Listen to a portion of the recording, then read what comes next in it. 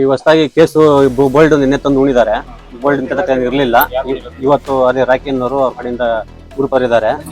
ಮಂಜುನಾಥ್ ಅಂತ ಹೇಳ್ಬಿಟ್ಟು ತೆಂಗಿ ಮರ ನಮ್ಮವೇ, ಜಮೀನು ನಮ್ದೇ.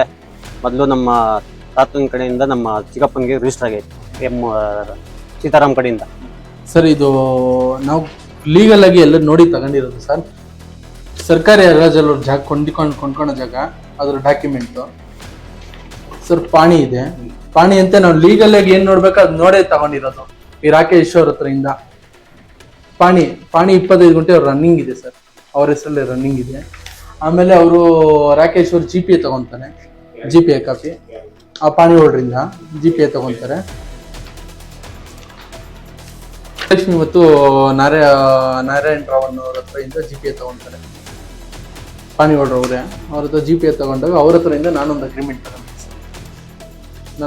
ತಗೊಂಡಿದ್ದೀನಿ. ಪೊಸಿಷನ್ಗೆ ಹೋಗ್ತೀನಿ ಸರ್. ನಾವು ಹೋಗಿ ಏಕೈಕಿ ದೌರ್ಜನ್ಯ ಮಾಡಿಲ್ಲ, ದರ್ಪನೂ ತೋಡಿಲ್ಲ.